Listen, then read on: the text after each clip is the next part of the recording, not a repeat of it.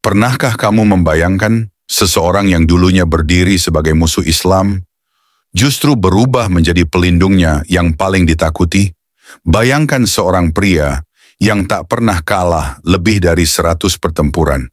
Bayangkan seorang jenderal yang membuat 2 kekaisaran dunia ketakutan hanya dengan menyebut namanya. Inilah kisah luar biasa dari Khalid bin Al-Walid, sang pedang Allah yang terhunus. Sebelum lanjut ke videonya, kita intro terlebih dahulu.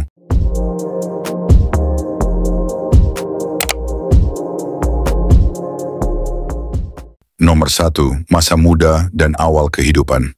Khalid lahir di Makkah dari keluarga bangsawan Bani Makhzum, salah satu suku Quraisy yang terpandang. Ayahnya, Walid bin Mughirah, dikenal sebagai pemimpin kaya dan berpengaruh.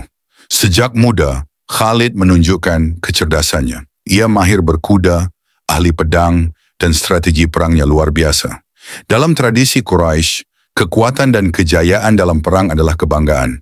Dan Khalid adalah simbol kejayaan itu.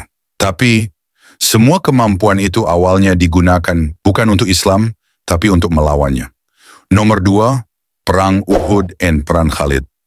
Saat Perang Uhud, Khalid masih berada di pihak Quraisy. Dalam perang itu, pasukan Muslim awalnya unggul. Tapi pemanah yang ditempatkan di atas bukit melanggar perintah Rasulullah SAW. Mereka turun demi harta rampasan. Khalid melihat celah itu. Dengan cepat dia memutar pasukan berkudanya dan menyerang balik dari arah belakang. Pasukan Muslim kacau. Banyak yang gugur, Nabi Muhammad SAW sendiri terluka parah. Itu adalah salah satu kemenangan strategi perang Khalid. Tapi setelah itu, ada yang mulai berubah dalam dirinya. Nomor 3, hati yang gelisah hingga akhirnya masuk Islam. Meski menang, Khalid gelisah. Ia mulai bertanya-tanya, mengapa Muhammad tidak pernah menyerah? Mengapa para pengikutnya tetap setia, bahkan setelah kekalahan dan penderitaan? Waktu berjalan, Islam semakin kuat. Banyak tokoh Quraisy masuk Islam, termasuk saudaranya sendiri. Dan akhirnya, Khalid menyerah pada kebenaran. Ia hijrah ke Madinah bersama Utsman bin Talha dan Amr bin Al-Ash. Saat bertemu Rasulullah SAW, beliau tak menyimpan dendam. Beliau tersenyum lalu berkata, "Aku tahu, wahai Khalid, engkau adalah orang cerdas. Allah akan memberimu jalan." Hari itu Khalid resmi masuk Islam dan hidupnya berubah selamanya. Nomor 4, Perang Mu'tah dan julukan Pedang Allah. Tak lama setelah masuk Islam, Khalid ikut serta dalam Perang Mu'tah. Ini adalah salah satu pertempuran paling berat. Pasukan Muslim hanya 3.000 orang. Sementara Romawi membawa 200.000 pasukan. Satu persatu komandan Muslim gugur. Zaid bin Haritsah, Ja'far bin Abi Thalib, Abdullah bin Rawaha. Lalu, Khalid mengambil bendera. Dalam kondisi putus asa, dia memutar strategi.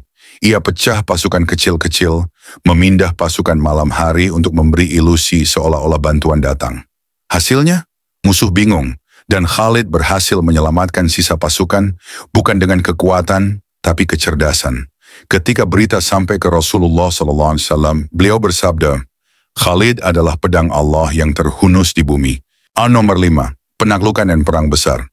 Setelah itu, Khalid memimpin banyak pertempuran besar, menaklukkan Irak dari tangan Persia, menumbangkan pasukan Bizantium di Yarmouk. Strateginya cepat, licik, tak terduga. Dalam perang Yarmouk, pasukan Muslim yang jauh lebih sedikit bisa mengalahkan Romawi yang superior. Banyak jenderal dunia yang mempelajari taktik Khalid hingga hari ini. Tapi bagi Khalid, kemenangan bukan karena dirinya, melainkan karena pertolongan Allah.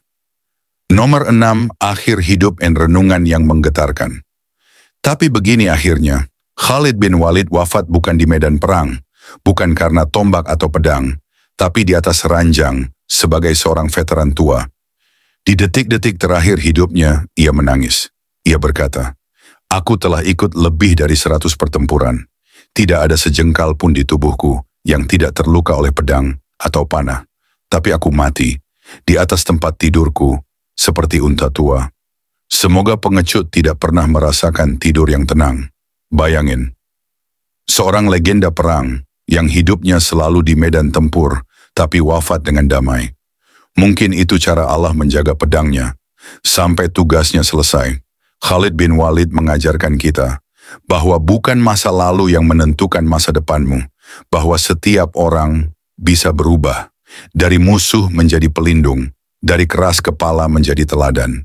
Dan satu hal yang membuat Khalid besar, ia menyerahkan seluruh hidupnya untuk Allah.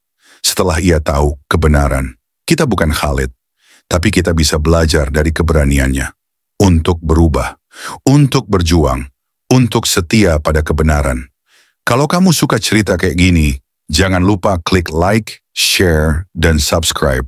Tulis di komentar, siapa tokoh Islam yang ingin kamu dengar kisahnya di episode berikutnya? Sampai jumpa di kisah inspiratif selanjutnya.